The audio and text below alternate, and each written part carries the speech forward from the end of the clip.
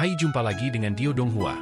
Kali ini menceritakan bagaimana setelah Han Li mencapai kota Deep Heaven, dia membeli banyak material dan mencari tempat yang sepi untuk memulai terobosan kultivasinya. Bagaimanakah kisahnya? Mari kita ikuti.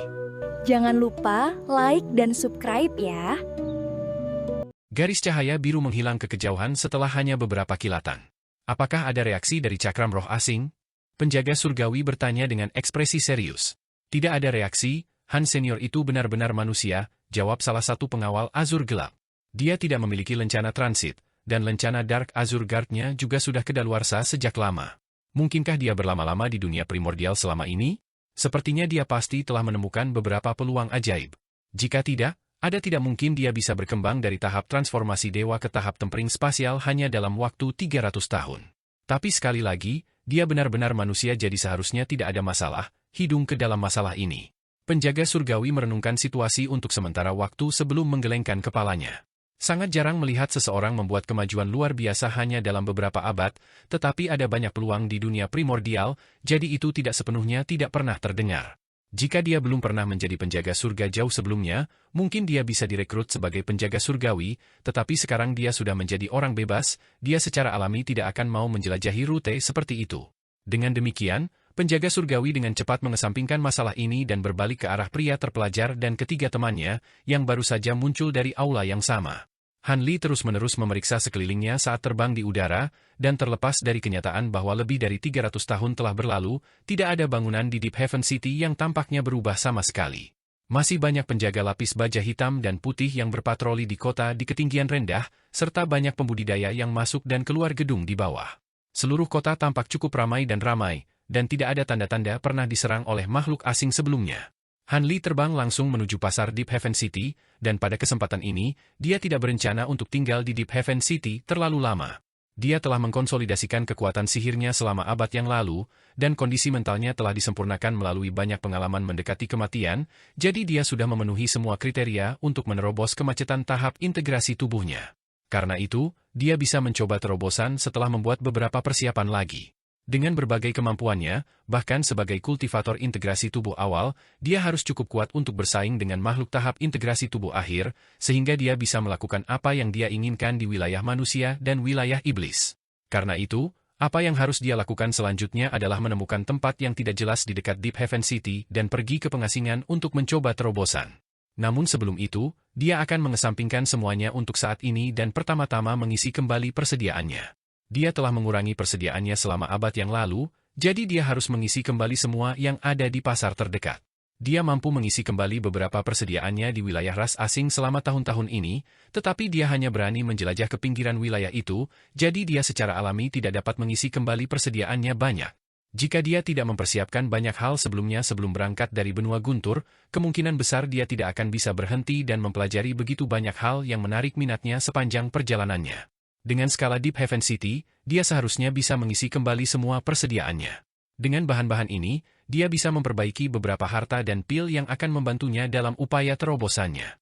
Han Li telah mengunjungi pasar Deep Heaven City berkali-kali ketika dia terakhir di kota, jadi dia dengan cepat dapat menemukan jalan ke sana dan turun di depan penghalang cahaya besar sekitar 1 jam kemudian. Di sisi lain penghalang cahaya adalah pusat pertukaran untuk makhluk iblis di Deep Heaven City, sementara di tengah penghalang cahaya berdiri sebuah aula, yang merupakan satu-satunya tempat di mana manusia dan iblis dapat menukar barang berharga satu sama lain. Han Li mengarahkan pandangannya ke aula besar di kejauhan, dan ekspresinya sedikit berubah saat dia melihat seorang wanita iblis yang samar-samar akrab dengannya. Dia telah berdagang dengan wanita iblis ini berkali-kali di aula ini di masa lalu, dan mendapatkan banyak benih obat roh ras iblis yang berharga darinya. Jika bukan karena dia harus mengeluarkan lebih banyak upaya untuk mengumpulkan benih itu sendiri. Namun, wanita ini tampaknya memiliki beberapa koneksi yang agak penting, seperti yang ditunjukkan oleh fakta bahwa dia sadar bahwa makhluk asing akan menyerang Deep Heaven City terlebih dahulu, jadi dia bisa pergi sebelum pertempuran terjadi. Han Li menarik pandangannya dan memeriksa sekelilingnya sebelum memasuki salah satu toko material yang lebih. Toko itu memiliki sekitar 5 atau 6 karyawan, dan seorang pemuda tampan segera berjalan sambil tersenyum. Toko kami menghususkan diri dalam menjual semua jenis pil dan bahan penyempurnaan alat. Jangan ragu untuk memberitahu saya jika Anda memerlukan bantuan, senior. Sebelum Han Li sempat mengatakan apapun, penjaga toko yang sedang duduk di kursi bambu tiba-tiba menemukan bahwa benda di tangannya mulai berkedip tak menentu dengan cahaya. Dia cukup terkejut dengan ini dan segera melompat dari kursinya. Kamu bisa melakukan sesuatu yang lain, aku akan melayani senior ini secara langsung. Penjaga toko tahap pembentukan inti ini kemudian bergegas ke Han Li dengan ekspresi hormat di wajahnya. Maafkan saya karena tidak keluar untuk menyambut Anda lebih awal, senior, saya tidak tahu bahwa Anda akan menghiasi toko sederhana saya dengan kehadiran Anda. Han Li agak terkejut dengan ini. Dia tidak menggunakan teknik rahasia apapun untuk menyembunyikan basis kultivasinya sendiri setelah memasuki kota, tetapi tahap pembentukan inti pasti tidak akan dapat mengumpulkan basis kultivasinya. Namun, dia kemudian melirik barang berharga di tangan pemilik toko tua, dan ekspresi tercerahkan muncul di wajahnya. Saya melihat Anda memiliki tekanan spiritual, tidak heran Anda dapat mengidentifikasi basis kultivasi saya. Saya membutuhkan sejumlah besar bahan, siapkan untuk saya secepat mungkin.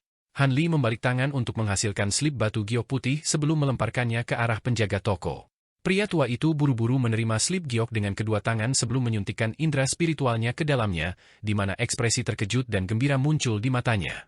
Ini memang bahan yang cukup banyak. Toko saya akan dapat menyediakan sebagian besar bahan ini, tetapi saya harus meminjam sisanya dari toko lain.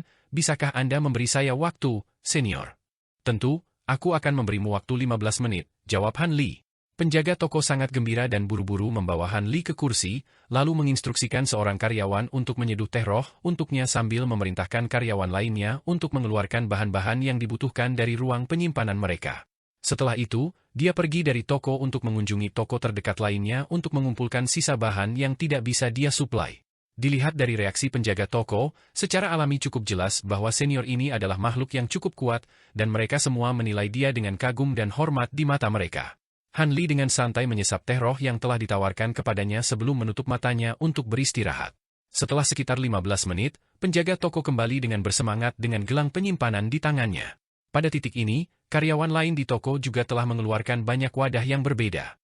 Bahan-bahan ini cukup biasa bagi Han Li, tetapi sangat berharga bagi toko ini.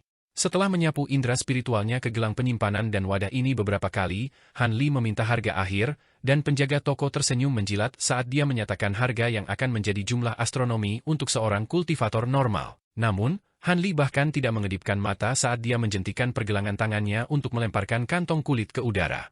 Penjaga toko menangkap kantong kulit dan menyuntikkan indera spiritualnya ke dalamnya untuk menemukan bahwa jumlah batu roh bahkan sedikit melebihi jumlah yang dia minta, dan dia segera mengungkapkan rasa terima kasihnya dengan cara yang gembira.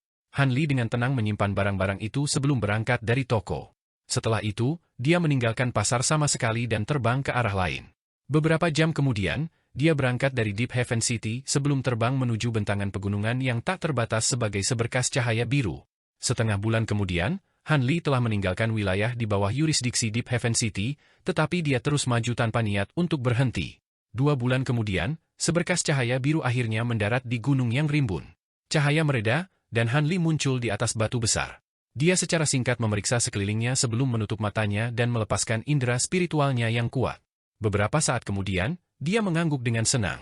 Tempat ini memiliki pembuluh darah roh yang layak, dan meskipun tidak terlalu besar, ada banyak ki spiritual dalam radius beberapa ratus kilometer yang sempurna untuk kebutuhannya. Namun, tidak mungkin vena roh seperti itu tidak ditempati, dan melalui indera spiritualnya, dia mendeteksi bahwa ada selusin gua tempat tinggal dengan ukuran berbeda di dekatnya. Tempat tinggal gua yang paling padat penduduknya masing-masing menampung lebih dari 10 orang, sementara beberapa hanya dihuni oleh 1 orang. Namun, bahkan yang paling kuat di antara mereka hanya sepasang pembudidaya jiwa yang baru lahir, sedangkan sisanya hanya pada tahap pembentukan inti dan pendirian yayasan. Ini masuk akal karena makhluk yang lebih kuat tidak akan mau membangun tempat tinggal gua mereka di tempat terpencil seperti itu. Tidak mungkin seorang kultivator di tahap transformasi dewa atau di atasnya akan menyimpang begitu jauh dari kota hanya untuk tempat menetap, jadi meskipun banyak ki spiritual di sini, pasti tidak akan ada makhluk yang terlalu kuat yang menghuni tempat ini. Namun, Han Li tidak berencana untuk berkultivasi di sini terlalu lama, jadi dia secara alami tidak peduli dengan orang-orang yang sudah menghuni gunung ini. Dengan demikian, dia segera membuat segel tangan, dan cahaya keemasan memancar dari tubuhnya. Bibirnya bergerak beberapa kali, tetapi tidak ada suara yang keluar, jadi sepertinya dia sedang mentransmisikan suaranya. Di dalam perut gunung yang berjarak sekitar 50 km dari lokasi Han Li, ada seorang pria tua berambut putih dengan satu set jubah brokat. Dia ditempatkan di dalam ruang rahasia yang disegel oleh beberapa batasan, dan dia membuat segel tangan sambil menilai kuali di depannya dengan tegang. Di bawah kuali ada semburan api biru, dan aroma obat yang kaya keluar dari kuali. Tiba-tiba, ledakan indera spiritual yang sangat kuat dan tak terduga benar-benar mengabaikan semua batasan di sekitar ruang rahasia dan turun seperti surgawi iblis.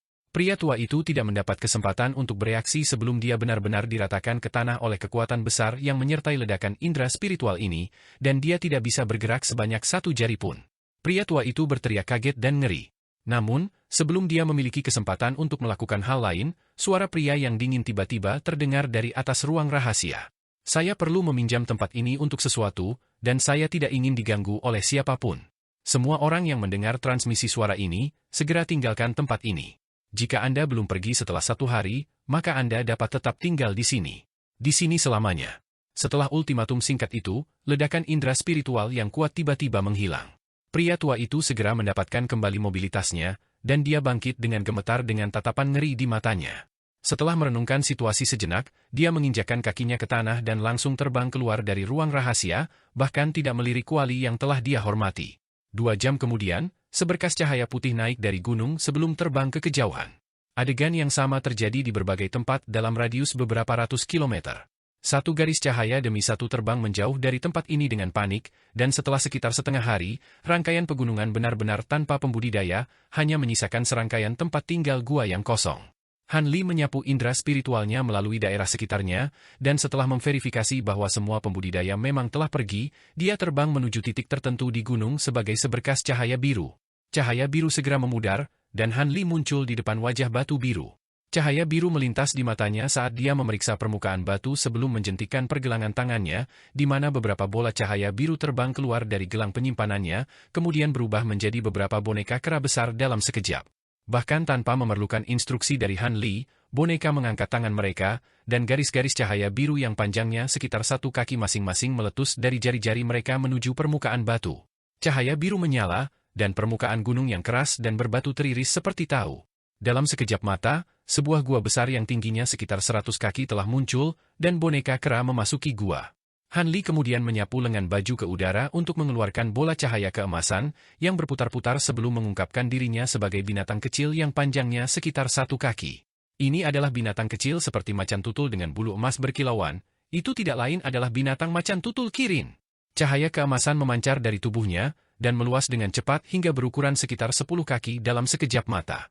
Ada pola hitam aneh di sekujur tubuhnya, dan sepasang tanduk perak pendek yang panjangnya masing-masing beberapa inci muncul di kepalanya. Aura menakutkan yang tak terlukiskan memancar dari tubuhnya, dan Han Li menginstruksikan, patroli daerah sekitarnya dan jangan biarkan siapapun mendekati gunung ini. Leopard Kirin Beast raksasa meraung sebagai tanggapan sebelum ki hitam tiba-tiba meletus dari cakarnya, dan menghilang ke tanah. Adapun Han Li, dia hanya duduk dengan menyilangkan kaki di tempat dan dengan sabar menunggu selesainya gua tempat tinggalnya. Dia agak terkejut dengan penampilan Leopard Kirin Beast saat ini. Alasan dibalik transformasinya adalah inti dalam Dark Beast Monarch yang telah dikonsumsinya di alam es besar. Setelah mengkonsumsi inti dalam itu, ia telah hibernasi selama lebih dari 10 tahun sebelum akhirnya terbangun, dan kekuatannya telah meningkat secara signifikan setelah kebangkitan itu. Itu dapat dengan mudah maju ke tahap tempering spasial, dan itu juga mengambil penampilan yang mengancam ini. Han Li secara alami cukup tertarik dengan transformasi ini, tetapi binatang ini memiliki sedikit garis keturunan roh sejati Kirin dan telah mengkonsumsi inti iblis dari Raja Binatang Gelap tahap integrasi tubuh, jadi tidak sepenuhnya tidak masuk akal untuk mengalaminya. Sebuah transformasi. Lebih jauh lagi, tampaknya masih ada potensi terpendam yang bisa dimanfaatkan oleh Leopard Kirin Beast. Selama beberapa dekade berikutnya setelah kebangkitannya, Han Li telah memberinya sejumlah besar pil roh, dan telah berevolusi lagi ke tahap tempering spasial menengah, dan juga mencapai beberapa kemampuan yang kuat. Menurut perkiraan Han Li, bahkan rata-rata tahap tempering spasial akhir tidak akan cocok untuk binatang ini. Meskipun demikian, tampaknya Leopard Kirin Beast baru saja mulai mencapai kedewasaan, jadi dia sangat menantikan untuk melihat bagaimana binatang ini akan berkembang. Dia tidak peduli dengan keselamatan binatang itu sedikitpun karena hanya makhluk tahap integrasi tubuh yang dapat menimbulkan ancaman terhadapnya, tetapi hampir tidak mungkin makhluk tahap integrasi tubuh manapun akan mengunjungi gunung ini. Dengan pemikiran itu, Han Li memejamkan matanya, dan beberapa jam kemudian, boneka kera raksasa akhirnya menyelesaikan gua tempat tinggal sebelum muncul satu demi satu. Han Li membuka matanya dan menyapu lengan baju ke udara untuk menariknya ke lengan bajunya sebagai bola cahaya biru. Dia kemudian berdiri dan membalik tangan untuk menghasilkan setumpuk bendera formasi. Dia mengangkat tangan, dan beberapa puluh bola cahaya spiritual berwarna berbeda melesat ke sekelilingnya sebelum menghilang ke udara tipis. Semburan kabut putih yang tak terhitung jumlahnya muncul sebelum menembus melalui area itu, dan beberapa saat kemudian, seluruh gunung telah berubah menjadi lautan kabut bersama dengan area dalam radius hampir 100 km di sekitarnya, sehingga mustahil untuk melihat apa yang terjadi di dan di sekitar gunung. Setelah itu, Han Li membuat segel tangan sebelum membuat gerakan meraih, dan cahaya putih melintas saat piring formasi bundar seukuran telapak tangan muncul di genggamannya. Han Li mengarahkan jari ke pelat formasi sebelum melepaskan teriakan pelan, di mana rune perak yang tak terhitung jumlahnya muncul di dalam kabut, lalu tiba-tiba menghilang ke dalam ketiadaan. Baru saat itulah Han Li menarik pelat formasi sebelum melangkah menuju pintu masuk gua barunya. Setelah dia masuk ke gua tempat tinggal, dia menyapu lengan baju ke udara untuk mengirim gerbang batu biru jatuh dari atas, yang sepenuhnya menutup pintu masuk. Cahaya spiritual kemudian memancar tak menentu dari permukaan gerbang batu, dan itu benar-benar menyatu menjadi satu dengan permukaan batu di sekitarnya seolah-olah selalu menjadi bagian dari gunung ini. Karena fakta bahwa Han Li telah mengendalikan bonekanya untuk membangun tempat tinggal gua ini, dia secara alami sangat akrab dengan strukturnya. Hal pertama yang dia lakukan adalah pergi ke kebun obat untuk menanam beberapa obat roh, lalu mengatur beberapa batasan kecil di dalam gua tempat tinggal sebelum langsung menuju ke ruang rahasia. Setelah berbelok beberapa kali, dia disambut oleh pemandangan pintu batu dari ruang rahasia, dan dia tiba-tiba menepuk sesuatu di pinggangnya. Bayangan putih samar terbang keluar sebelum berubah menjadi kecantikan berjubah putih yang memancarkan aura dingin. Itu adalah boneka makhluk hidup, doll. Boneka juga berbeda dari penampilan sebelumnya. Tidak hanya manik-manik biru seukuran ibu jari yang disematkan ke dalam dahinya, tampaknya juga ada sedikit lebih banyak kehidupan di matanya. Ini secara alami adalah efek dari Glazed Water Bead. Setelah dipelihara oleh harta ini selama lebih dari 100 tahun, tubuh doll menjadi sangat dingin, dan tampaknya benar-benar berkembang menuju badan air berkilau. Efeknya tidak terlalu terasa sama sekali, dan butuh lebih dari 100 tahun untuk perubahan kecil ini terjadi, tapi Han Li masih sangat senang. Lebih jauh lagi, sifat spiritual doll juga tampaknya meningkat, dan ini tentu saja merupakan efek samping yang tak terduga namun positif dari Glazed Water Bead. Setelah mengeluarkan doll beberapa instruksi sederhana, Han Li memasuki ruang rahasia, lalu mengangkat tangan untuk memanggil futon kuning. Dia duduk dengan kaki bersilang di atas futon dan menutup matanya sebelum benar-benar terdiam, dengan hanya lapisan cahaya biru tembus pandang yang berkilauan di sekitar tubuhnya. Han Li bermeditasi seperti ini selama 3 hari 3 malam tanpa membuka matanya sekalipun selama ini. Pegunungan tempat dia berada benar-benar meletus menjadi hiruk-pikuk. Setelah diusir secara paksa dari tempat ini, banyak pembudidaya di sini mengemasi barang-barang mereka dan pergi, sementara beberapa pergi mencari perlindungan dengan teman-teman mereka di pegunungan terdekat. Dengan demikian, para pembudidaya di daerah tetangga juga disadarkan akan fakta bahwa seorang pembudidaya tingkat tinggi yang sangat kuat telah muncul di dekatnya. Dia mampu sepenuhnya melumpuhkan seorang kultivator Nascent Soul hanya dengan indera spiritualnya saja, dan dia tampaknya adalah seorang kultivator tempering spasial. Karena itu, banyak pembudidaya merasa sangat tidak nyaman, berdoa agar senior ini tidak memiliki niat negatif. Tidak lama setelah itu, mereka disadarkan bahwa Han Li telah mengasingkan diri di daerah yang benar-benar dipenuhi kabut putih, dan mereka semua sangat lega. Cukup jelas bahwa makhluk kelas atas ini tidak berniat mengambil wilayah mereka dan tampaknya hanya perlu melakukan sesuatu di sini. Karena itu, meskipun mereka masih sedikit gelisah, mereka tidak harus keluar dari gua tempat tinggal mereka. Pada pagi hari keempat, tubuh Han Li bergerak sedikit, dan cahaya biru di sekelilingnya memudar saat dia membuka matanya. Cahaya biru yang menusuk melintas di dalam pupilnya sebelum segera menghilang, dan dia perlahan menghembuskan napas. Setelah 3 hari istirahat terakhir ini, baik kekuatan sihir dan indera spiritualnya telah sepenuhnya terisi kembali, dan kelelahan yang dia kumpulkan dari perjalanannya juga telah berkurang. Dia akhirnya bisa turun ke bisnis. Ekspresi kontemplatif muncul di wajahnya saat dia membalik tangan untuk menghasilkan slip batu giok yang rumit. Slip batu giok ini cukup luar biasa, bukan hanya karena cahaya keemasan redup yang memancar darinya, tetapi juga karena ukurannya berfluktuasi tidak menentu di telapak tangannya seolah-olah memiliki sifat spiritual dan akan terbang jika dia tidak hati-hati. Han Li tidak mengindahkan hal ini saat dia menekan slip batu giok ke dahinya sendiri sebelum menutup matanya lagi. Waktu berlalu dengan lambat, dan setelah periode waktu yang tidak ditentukan telah berlalu, dia menghela nafas pelan sebelum melepaskan slip batu giok dari dahinya.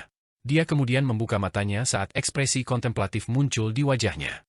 Slip giok ini secara alami tidak lain adalah yang berisi teknik penyempurnaan roh. Teknik ini dibagi menjadi 3 tahap, dan bahkan penguasaan yang berhasil hanya pada tahap pertama saja akan meningkatkan indera spiritualnya setidaknya 2 kali lipat. Perasaan spiritual Han Li sudah jauh lebih kuat daripada makhluk lain dari ras kultivasi yang sama, dan jika dia mencapai dorongan luar biasa ini di atas itu, akan menjadi jauh lebih mudah baginya untuk menembus kemacetan tahap integrasi tubuhnya. Efeknya akan beberapa kali lebih kuat daripada pil roh manapun. Dengan demikian, Han Li segera mulai mempelajari seni kultivasi ini segera setelah dia mendapatkannya.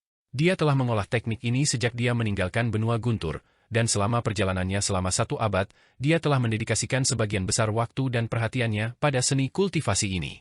Dapat dikatakan bahwa menguasai tahap pertama teknik penyempurnaan roh cukup sulit, tetapi dapat juga dikatakan bahwa ini cukup mudah. Aspek yang sulit secara alami terletak pada kenyataan bahwa hampir tidak ada makhluk di alam roh yang memenuhi prasyarat untuk mengolah teknik ini. Tidak ada cara bagi mereka yang tidak memenuhi kondisi tersebut untuk berhasil mengolah teknik ini, dan jika mereka mencoba dan secara paksa mengolah teknik ini, mereka akan terkena serangan balik yang sangat besar dan meledakkan diri sebagai hasilnya. Namun, indera spiritual dan konstitusi fisik Han Li cukup kuat untuk mengolah tahap pertama ini. Dengan demikian, setelah lebih dari 1 abad berkultivasi, dia telah sepenuhnya mengetahui tahap pertama ini dan hanya tinggal selangkah lagi untuk menguasainya. Informasi dalam seni kultivasi menyatakan bahwa karena fakta bahwa ini adalah teknik rahasia realm immortal sejati yang ditulis dalam teks segel emas, setiap kali sebuah tahap dikuasai, fenomena luar biasa akan terjadi. Itulah sebabnya dia memutuskan untuk menemukan tempat yang tidak jelas tanpa semua makhluk kuat di sekitarnya sebelum dia mengambil langkah terakhir ini.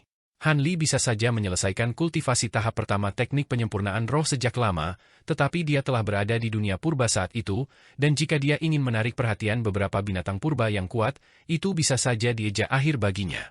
Sekarang dia berada di wilayah manusia dan di tempat terpencil seperti itu, dia secara alami dapat menyelesaikan kultivasi tahap pertama teknik penyempurnaan roh. Adapun desahan sedih yang baru saja dia hembuskan, ini karena fakta bahwa tahap kedua dari teknik penyempurnaan roh jauh lebih dalam daripada tahap pertama. Dengan demikian, akan sangat sulit untuk menguraikannya, yang akan membutuhkan setidaknya beberapa abad upaya yang berdedikasi, dan ini bahkan tidak memperhitungkan kondisi ketat yang harus dipenuhi untuk mengolah tahap kedua dari teknik ini. Tiba-tiba, slip batu giok di tangannya tiba-tiba menghilang di tengah kilatan cahaya spiritual, setelah itu ia mulai mengeluarkan serangkaian botol batu giok dengan ukuran berbeda. Dia mengeluarkan beberapa pil dari masing-masing botol sebelum mengkonsumsinya, lalu menyapu lengan baju di udara untuk memanggil 9 cakram perak berkilauan yang melayang di sekitar tubuhnya dengan cara yang tidak bergerak. Ekspresi serius muncul di wajahnya saat dia membuat segel tangan yang aneh, diikuti dengan cahaya keemasan terang yang keluar dari tubuhnya. Sebuah proyeksi emas dengan 3 kepala dan 6 tangan muncul di belakangnya dalam sekejap.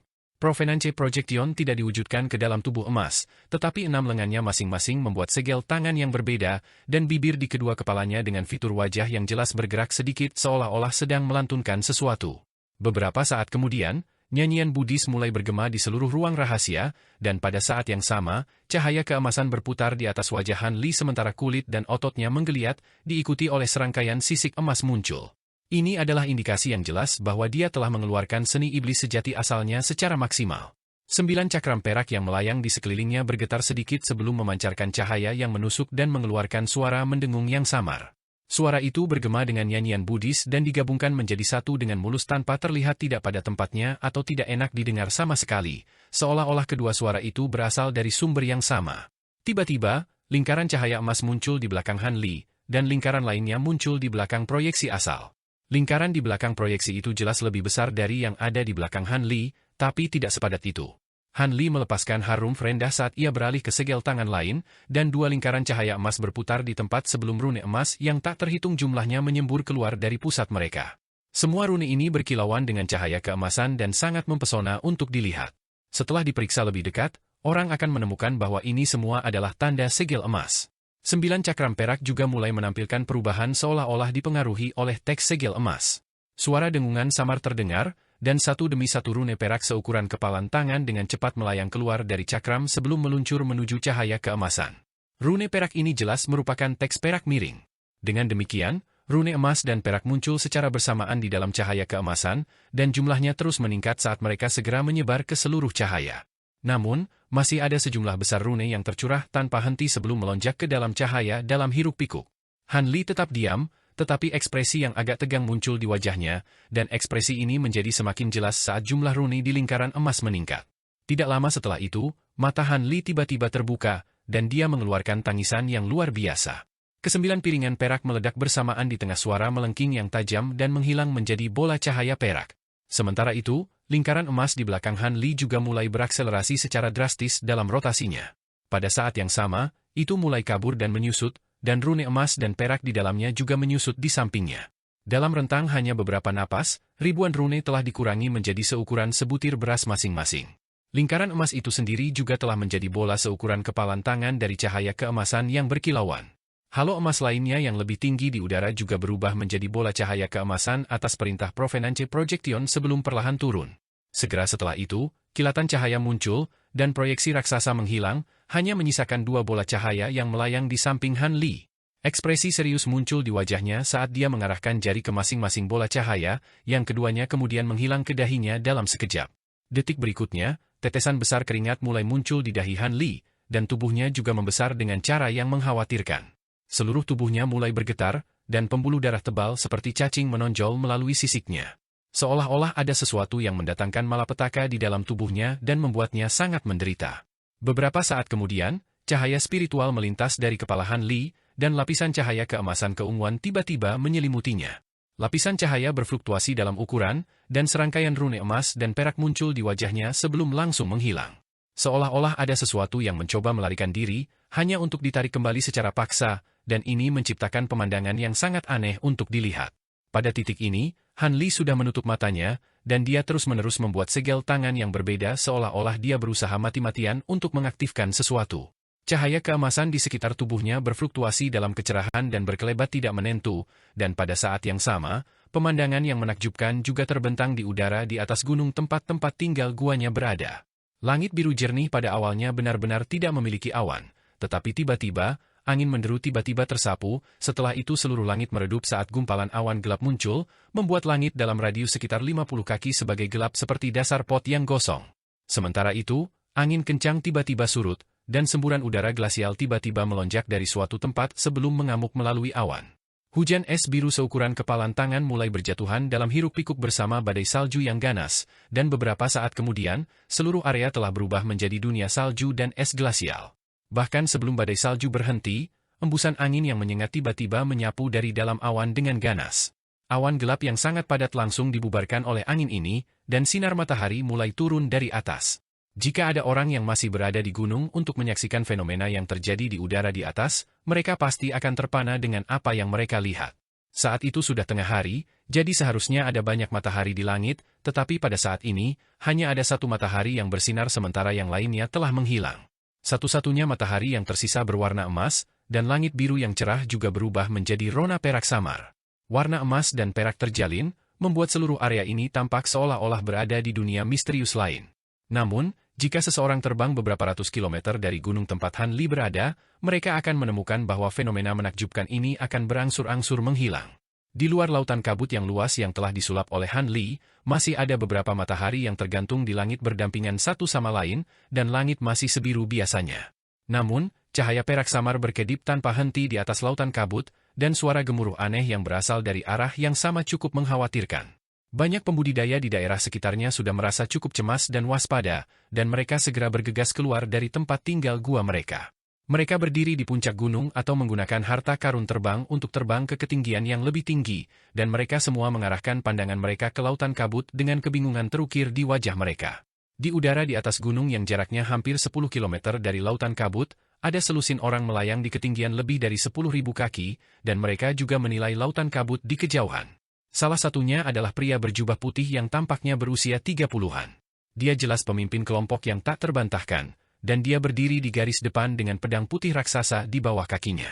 Selusin orang lain dalam kelompok itu semua berdiri di belakang pria berjubah putih dengan ekspresi hormat di wajah mereka.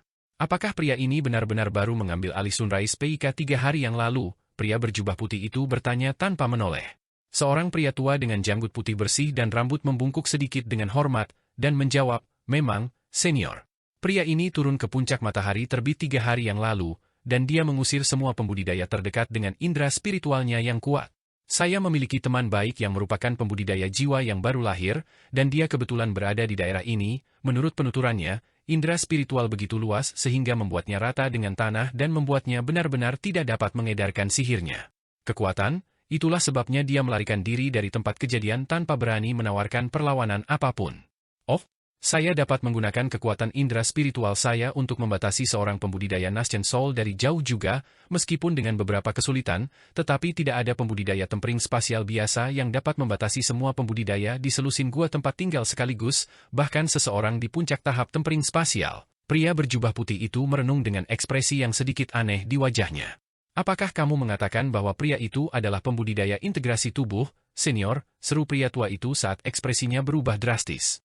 Semua orang juga diberi ketakutan besar setelah mendengar ini. Itu sangat mungkin terjadi jika kita menilai dari indera spiritualnya saja, tapi aku tidak bisa menghilangkan kemungkinan bahwa dia bisa menggunakan beberapa harta atau mengolah beberapa teknik rahasia yang sangat kuat untuk meningkatkan indera spiritualnya. Pria berjubah putih itu menjawab setelah jeda singkat. Saya melihat. Hati pria tua itu sedikit mereda setelah mendengar ini. Tampaknya ini bukan prospek yang menakutkan baginya. Ini semua hanya spekulasi saya. Bahkan jika pria itu bukan pembudidaya integrasi tubuh, dia pasti berada di tahap tempering spasial, dan kemungkinan besar dia sudah berada di puncak keadaan itu. Jangan ambil sisi buruk pria ini, tidak peduli apa yang kamu lakukan. Bahkan keluarga roh sejati seperti kami hanya akan melakukan segala daya kami untuk mencoba dan berhubungan baik dengan seseorang yang sekuat dia. Pria berjubah putih menginstruksikan dengan cara yang dingin. Aku tidak akan berani mengganggu senior yang begitu kuat. Jika bukan karena fakta bahwa kamu melewati udara, kami berencana untuk mengevakuasi daerah ini dan mencari tempat lain untuk menetap sama sekali, kata pria tua itu dengan senyum kecut. Tidak perlu sejauh itu. Melihat dia hanya menggunakan indera spiritualnya untuk mengusir kalian semua, dia jelas bukan pria kejam yang secara aktif terlibat dalam pembantaian yang tidak masuk akal. Dilihat dari fenomena yang terjadi di hadapan kita, pria itu kemungkinan besar hanya meminjam tempat ini untuk menumbuhkan semacam kemampuan yang kuat dan tidak memiliki motif jahat. Selain itu, fakta bahwa dia memilih tempat terpencil untuk berkultivasi menunjukkan bahwa dia harus menjadi kultivator gelandangan tanpa ikatan apapun dengan kekuatan besar manapun. Jika kita dapat merekrutnya ke dalam keluarga Gu kita sebagai tetua tamu, maka itu akan menjadi dorongan signifikan untuk kekuatan kita secara keseluruhan. Dengan pemikiran itu, saya cenderung menunggu sebentar dan melihat apakah saya bisa bertemu pria ini. Pria berjubah merenung. Ini akan menjadi berkah bagi kami jika Anda bersedia tinggal di sini untuk saat ini, senior. Pria tua itu segera berkata dengan gembira. Senior ini adalah seorang kultivator tempering spasial awal, jadi jika dia bisa tinggal bersama mereka dan menginstruksikan mereka dalam kultivasi mereka, mereka pasti akan sangat diuntungkan. Lagi pula, bahkan sebagai pemimpin cabang keluarga Gu, pria tua itu hanyalah seorang kultivator jiwa yang baru lahir. Pria berjubah putih itu sangat senang dengan sikap pria tua itu, dan dia mengangguk sebelum mengarahkan pandangannya ke lautan kabut lagi, bertanya-tanya kemampuan kuat macam apa yang bisa memicu fenomena menakjubkan seperti itu. Namun, ini adalah teknik rahasia yang langka bahkan di alam abadi sejati, jadi jelas tidak mungkin orang ini bisa menebak apa itu. Untungnya, fenomena yang terbentang dari jarak ini tidak terlalu mencengangkan. Jika dia berada di tengah lautan kabut, tidak mungkin dia akan tetap tenang dan tenang. Ada beberapa kemampuan di alam roh yang dapat mempengaruhi ki asal dunia di daerah sekitarnya, tetapi tidak satupun dari mereka dapat menciptakan efek yang menakjubkan seperti teknik penyempurnaan roh. Namun, hanya fenomena yang disaksikan oleh pria berjubah putih itu telah meyakinkannya bahwa Han Li bukanlah kultivator biasa, dan dia sangat ingin merekrut makhluk yang begitu kuat. Setelah memeriksa lautan kabut untuk beberapa saat lagi, pria berjubah putih itu meminta seorang pemuda untuk tetap berada di belakang gunung sebelum berangkat bersama semua orang ke Gua Bata di kaki gunung. Para pembudidaya di dekatnya juga cukup terkejut dengan fenomena ini, tetapi mereka tidak bisa hanya berdiri di sana dan menatap selamanya, jadi mereka semua akhirnya juga kembali ke tempat tinggal gua mereka dengan berat hati. Di tengah lautan kabut, langit masih berwarna perak, dan matahari masih berwarna keemasan. Namun, selain itu, tidak ada awan atau kabut, atau tanda-tanda angin bertiup melalui daerah tersebut. Tidak ada suara sama sekali dalam radius sekitar 50 km, seolah-olah semuanya telah diisolasi oleh sejenis energi misterius. Waktu perlahan berlalu, dan fenomena aneh di dalam lautan kabut tetap tidak berubah.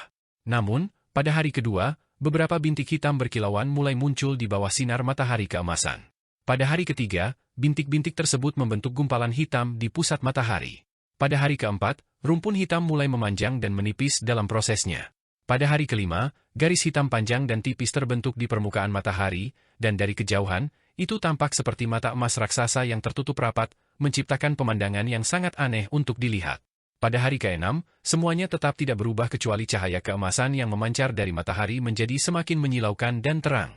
Pada siang hari ke-7, Han Li tiba-tiba membuka matanya saat dia duduk di dalam gua tempat tinggalnya, dan pada saat yang sama, cahaya hitam pada mata emas raksasa yang dibentuk oleh matahari juga perlahan terbuka. Dalam cahaya hitam, bola cahaya 7 warna yang menyerupai pupil muncul. Permukaan bola cahaya itu berputar-putar dengan cara yang mempesona, menyerang seseorang dengan perasaan yang luar biasa bahwa ia mampu melihat melalui semua hal di dunia ini. Beberapa saat kemudian, tangisan panjang yang mirip dengan auman naga meletus dari gunung dan langsung ke langit. Dalam ruang tertentu, ada istana putih murni yang melayang di udara. Di dalamnya, beberapa sosok humanoid yang berkilauan namun kabur, yang masing-masing duduk di platform yang tingginya beberapa ratus kaki di atas tanah, sedang berbicara satu sama lain dari jauh. Wajah sosok humanoid ini semuanya telah disembunyikan oleh cahaya spiritual, dan ada beberapa sosok seperti murid yang berdiri di belakang mereka masing-masing, semuanya bertindak dengan cara yang sangat hormat. Di tengah platform adalah bunga hitam dan putih dengan diameter sekitar 1000 kaki. Bunga itu memancarkan aroma yang harum dan sangat misterius untuk dilihat. Tiba-tiba, sosok humanoid buram dengan cahaya spiritual 7 warna yang berputar di sekelilingnya tiba-tiba melepaskan teriakan kaget yang samar. Apa yang terjadi? Rekan Taois Xuanming, sosok yang diselimuti cahaya putih di sebelahnya bertanya. Setelah ragu sejenak, sosok pelangi menjawab dengan jujur, seseorang mengolah teknik penyempurnaan roh, dan mereka telah menguasai tahap pertama. Fenomena yang mereka picu terdeteksi oleh harta abadi saya. Teknik penyempurnaan roh? Teknik itu telah terdaftar sebagai teknik terbatas di semua area abadi utama. Bagaimana mungkin seseorang masih berani mengambil risiko untuk mengolahnya? Bagaimanapun, kirim saja seseorang untuk menahan mereka. Mengapa situasi ini layak untuk diwaspadai? Sosok putih itu masih agak bingung. Saya tentu sudah mengirim seseorang jika hal-hal sesederhana itu, tetapi fenomena harta abadi saya yang terdeteksi berasal dari alam bawah tertentu, jadi itu tidak dibudidayakan oleh siapapun di daerah abadi, sosok pelangi menjelaskan dengan masam. Senyum. Sosok putih itu tersendat sejenak sebelum tertawa, seseorang dari alam yang lebih rendah? Itu memang agak mengejutkan. Seseorang pasti telah menggunakan teknik itu ke alam itu untuk berkunjung.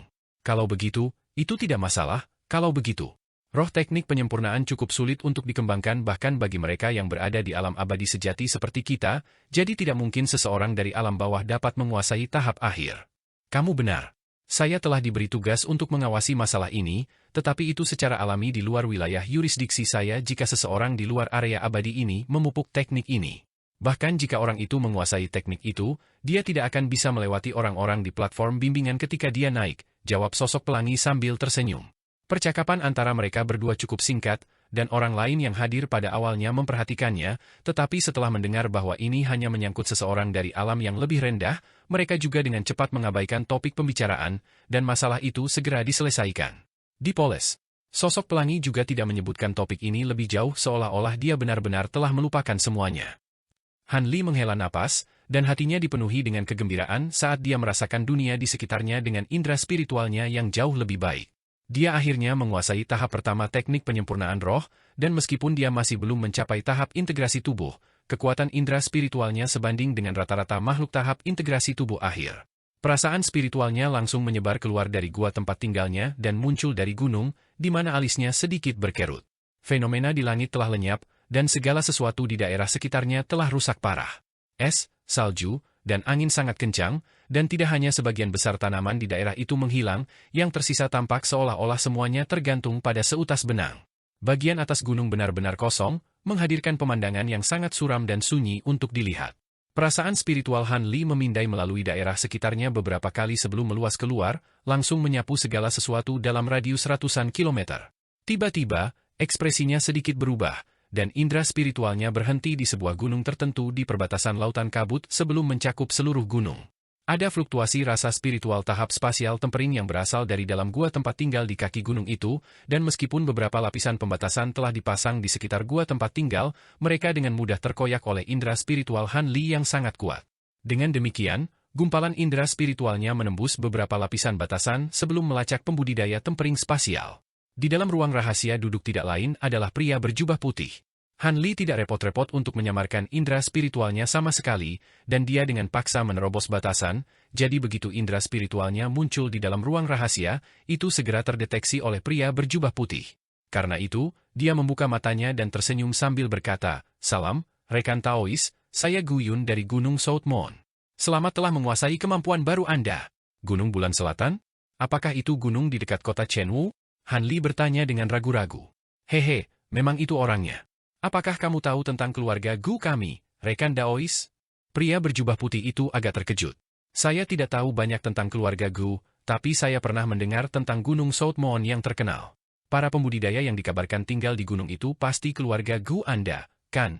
Han Li bertanya dengan suara pelan. Hehe, saya yakin Anda pernah mendengar tentang keluarga roh sejati, kan, rekan Taois?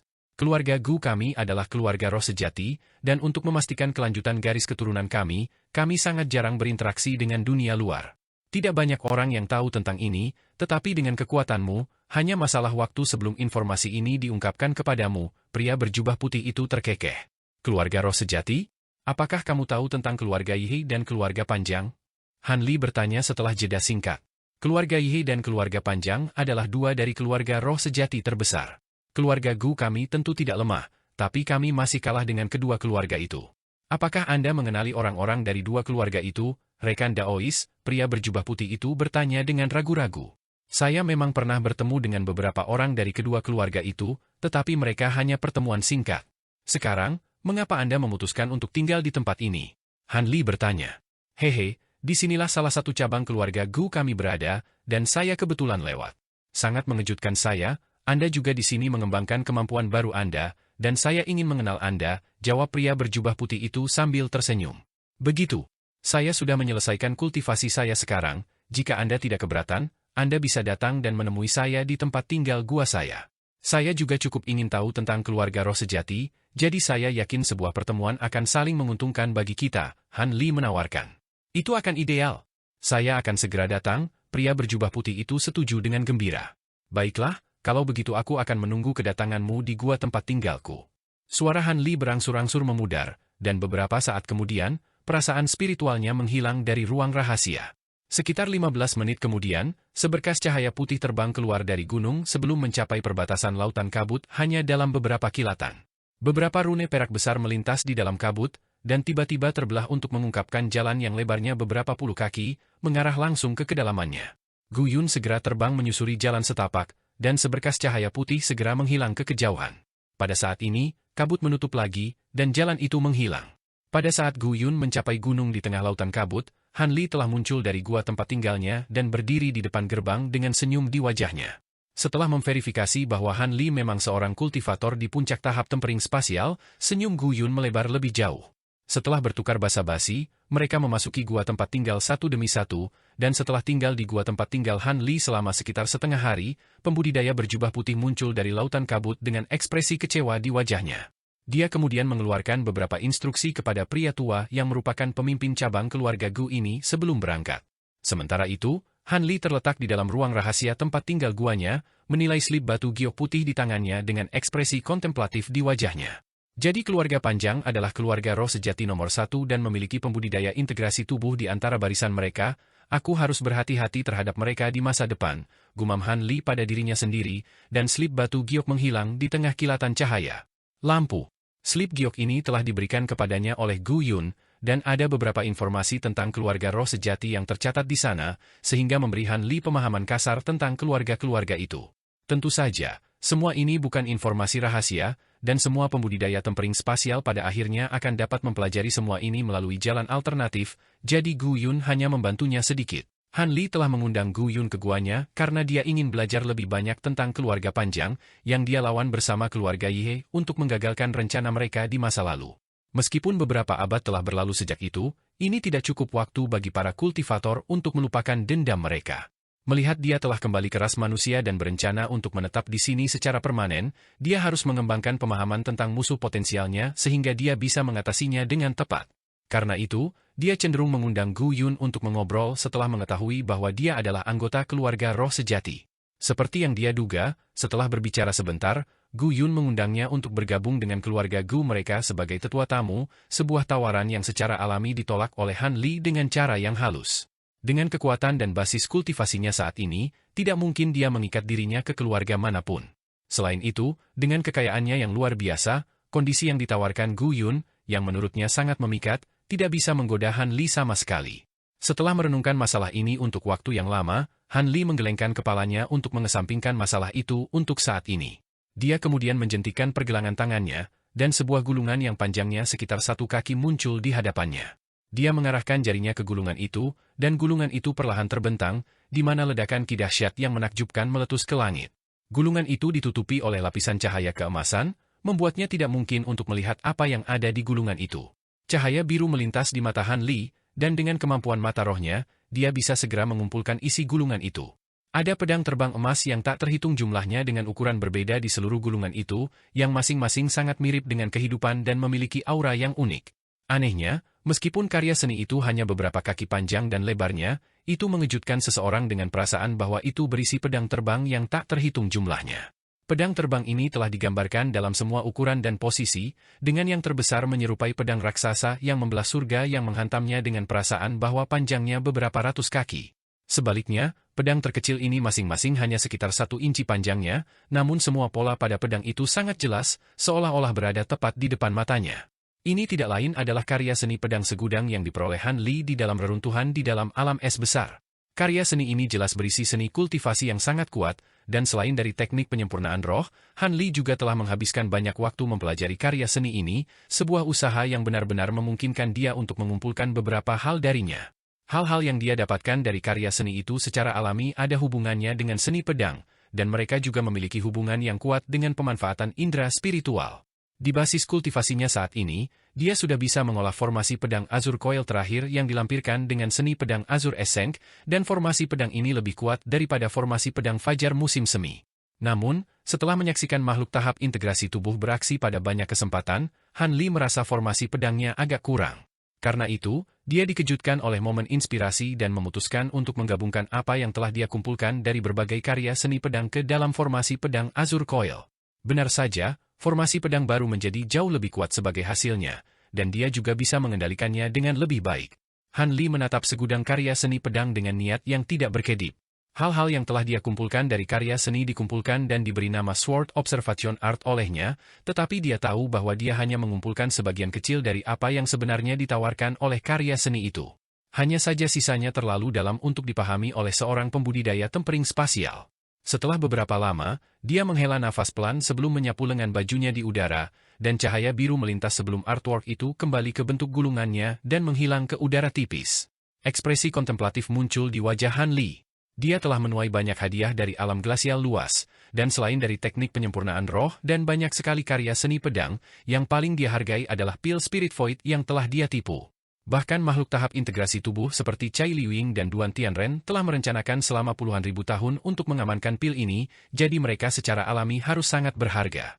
Sayangnya, ini adalah pertama kalinya dia mendengar tentang pil ini, dan mereka mungkin hanya berguna untuk makhluk tahap integrasi tubuh, jadi pil ini tidak akan berguna baginya sebelum dia membuat terobosan. Selain dari pil Spirit Void, dia juga mendapatkan banyak obat roh lainnya dari kebun obat di dalam reruntuhan. Namun, sebagian besar obat-obatan roh ini telah diberikan kepada Qian Jizi dan yang lainnya, dan dia hanya menyimpan satu dari masing-masing obat itu sehingga dia bisa memeliharanya sampai pada titik di mana mereka bisa menghasilkan benih. Meskipun dia masih tidak dapat mengidentifikasi bunga roh dan buah roh yang unik itu, semuanya pasti sangat sulit ditemukan di alam roh. Obat roh yang dia junjung tinggi di antara mereka secara alami tidak lain adalah polong biji teratai perak itu. Obat roh ini kemungkinan besar yang paling berharga di seluruh kebun obat, tapi dia tidak tahu apa itu, jadi dia tidak bisa melakukan apapun dengannya untuk saat ini. Dia hanya bisa berharap bahwa dia akan bisa belajar bagaimana menggunakan obat-obatan roh ini di masa depan. Mengesampingkan itu, dia bisa menyeduh anggur merah sutra surgawi dengan buah sutra merah. Anggur ini dapat memperpanjang umur seseorang dan meningkatkan konstitusi fisik seseorang, jadi pasti tidak ada salahnya untuk meminumnya. Selanjutnya, buah sutra merah yang dia beli telah tumbuh selama bertahun-tahun yang tak terhitung jumlahnya, jadi mungkin anggur roh yang diseduh dengan buah-buahan ini akan memiliki beberapa efek positif tambahan. Adapun Corrosive Poison Weight, itu adalah bahan penting untuk menyempurnakan beberapa jenis pil yang dapat meningkatkan basis budidaya makhluk tahap integrasi tubuh, sehingga dia bisa mulai memperbaiki pil itu setelah dia membuat terobosan. Selain itu, jimat yang benar-benar habis dan diagram langit berbintang di dunia di dalam layar adalah semua item yang sangat layak untuk diperiksa lebih lanjut. Han Li yakin bahwa mempelajarinya akan sangat bermanfaat bagi kehebatannya di bidang jimat dan formasi. Namun, selama sekitar 1 abad terakhir, dia terutama memfokuskan waktunya untuk mengolah teknik penyempurnaan roh dan beberapa teknik rahasia lainnya, jadi dia tidak punya banyak waktu untuk memeriksa hal-hal itu. Karena itu, mereka telah duduk diam di dalam gelang penyimpanannya selama ini. Setelah beberapa lama, Han Li menghela nafas saat dia memusatkan perhatiannya pada kemacetan tahap integrasi tubuhnya. Perasaan spiritualnya telah sangat meningkat, dan itu, dalam hubungannya dengan semua pil roh yang dia peroleh dari benua guntur, akan sangat meningkatkan peluangnya untuk membuat terobosan yang sukses. Namun, sebelum itu, dia harus memurnikan beberapa pil roh dan harta terlebih dahulu. Lagi pula, kemacetan tahap integrasi tubuh berbeda dari semua terobosan besar yang dia buat di masa lalu. Dia tidak hanya membutuhkan sejumlah besar pil untuk membantu dirinya sendiri selama proses terobosan, dia juga harus menyiapkan formasi untuk memanfaatkan ki asal dunia untuk lebih meningkatkan peluang keberhasilannya. Formasi ini adalah yang diperoleh Han Li secara kebetulan saat melewati wilayah ras asing selama perjalanan pulangnya. Dikatakan bahwa formasi ini adalah rahasia ras mereka yang dijaga sangat ketat, dan jika bukan karena serangkaian peristiwa kebetulan, dia tidak akan bisa mempelajari metode untuk membentuk formasi. Formasi ini tidak terlalu rumit, tetapi proses pemikiran di baliknya cukup brilian, dan diperlukan beberapa harta khusus untuk membentuk inti formasi. Han Li secara alami harus memperbaiki harta ini sendiri, itulah sebabnya dia membeli begitu banyak bahan dari Deep Heaven City. Dia menjentikan pergelangan tangannya, dan gelang penyimpanannya terbang di udara sebagai seberkas cahaya hitam sebelum melayang di udara dengan cara yang tidak bergerak.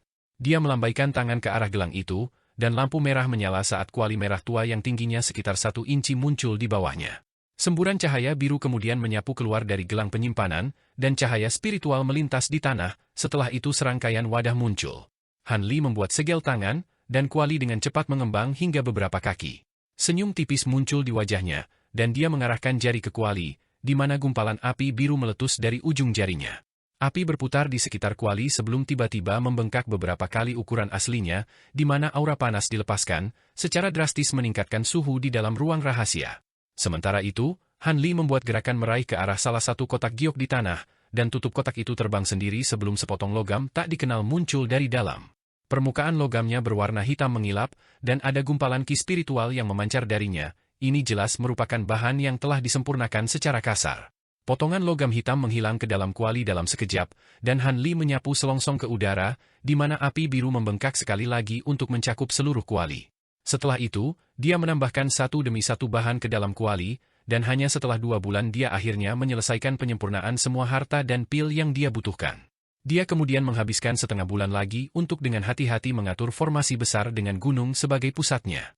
Setelah semua persiapan itu dilakukan, Han Li pergi ke pengasingan dan berkultivasi selama setengah tahun untuk mempersiapkan dirinya ke kondisi terbaik sebelum akhirnya mulai mencoba terobosan. Pada hari ini, pria tua berambut putih dari cabang keluarga Gu sedang bermeditasi di sebuah gua tempat tinggal ketika tanah tiba-tiba mulai bergetar, setelah itu seluruh ruang rahasia mulai bergetar hebat.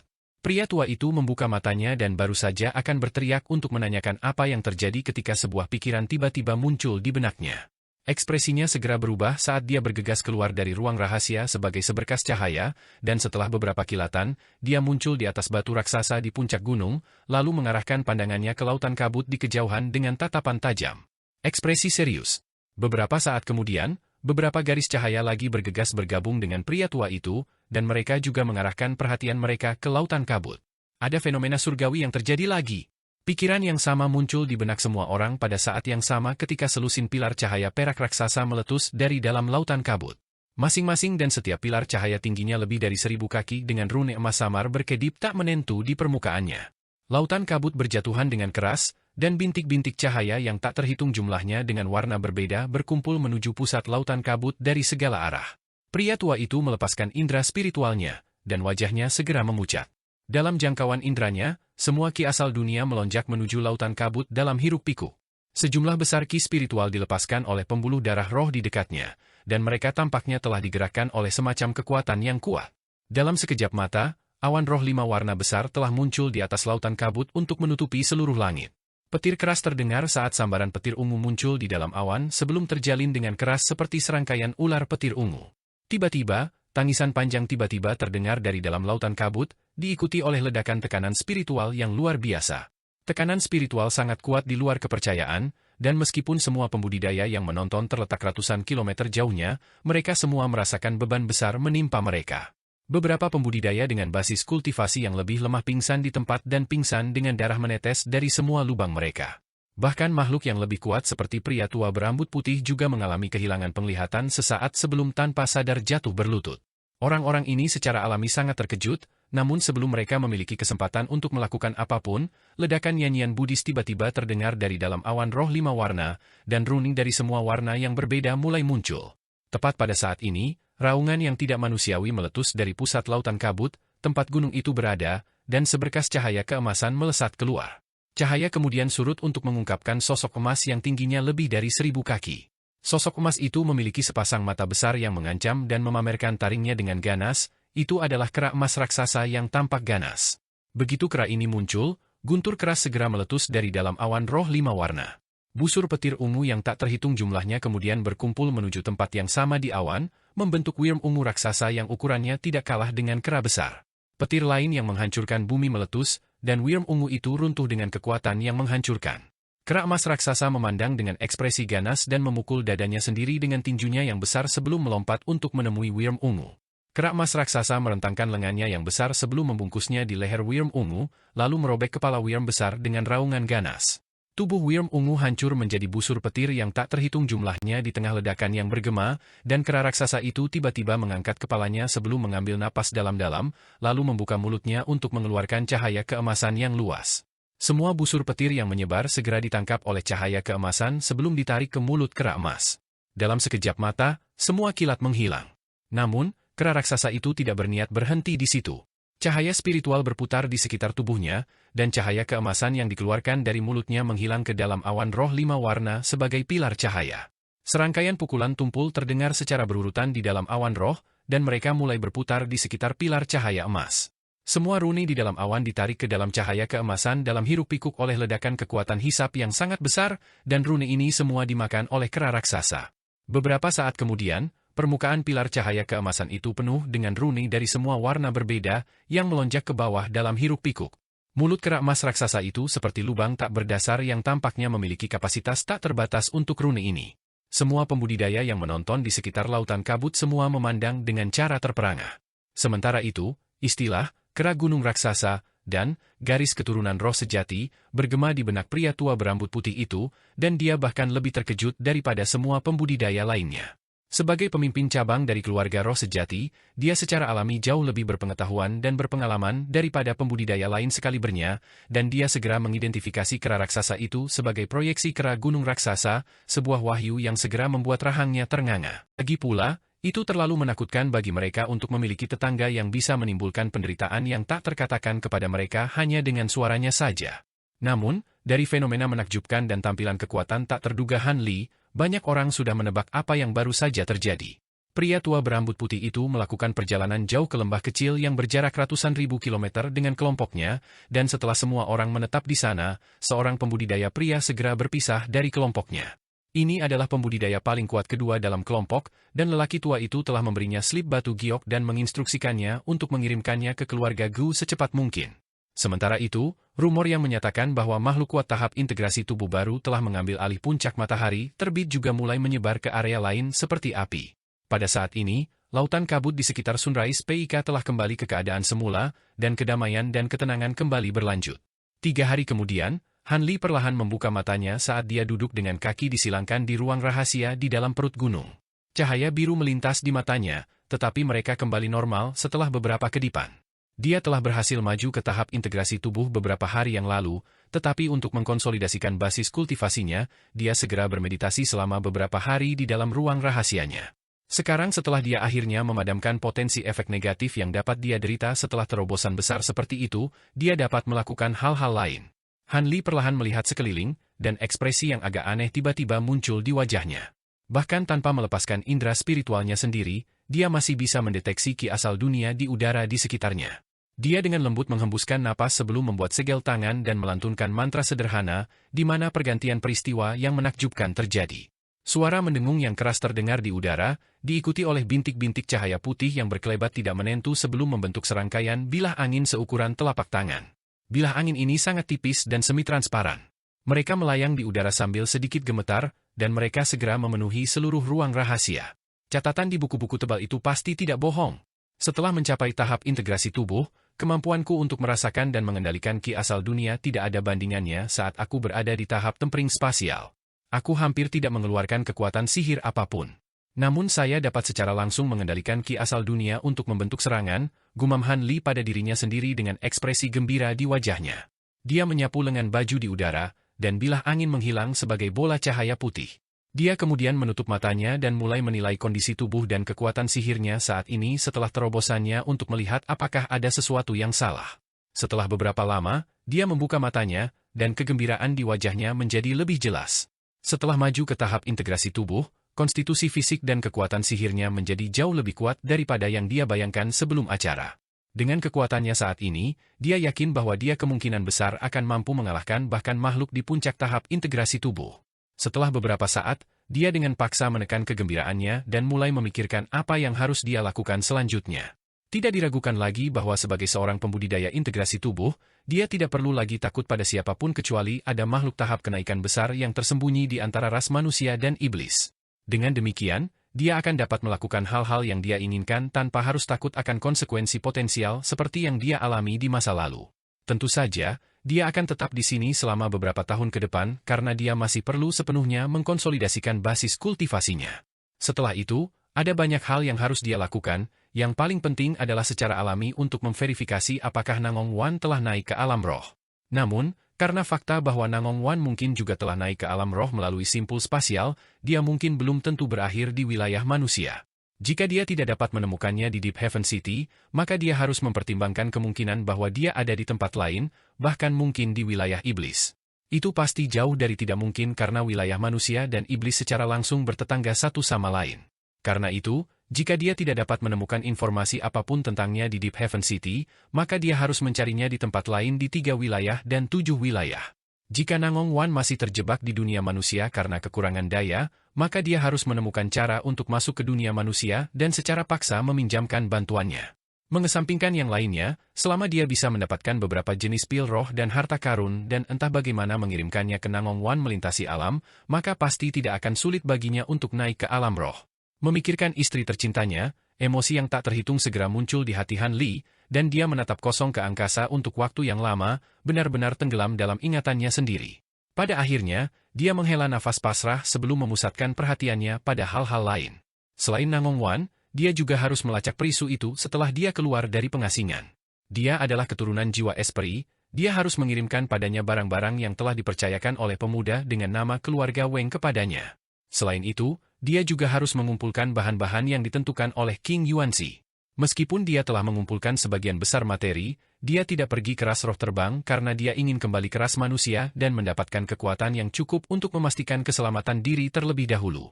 Bagaimanapun, King Yuanzi telah memberinya batas waktu 1000 tahun, jadi dia masih memiliki 600 hingga 700 tahun lagi. Selama waktu ini, dia yakin bahwa dia akan dapat maju ke tahap integrasi tubuh akhir, setelah itu dia akan bertemu King Yuanzi lagi untuk menukarkan elisir sungai Divine Infernal itu. Ini jelas merupakan tindakan yang paling aman untuk dilakukan.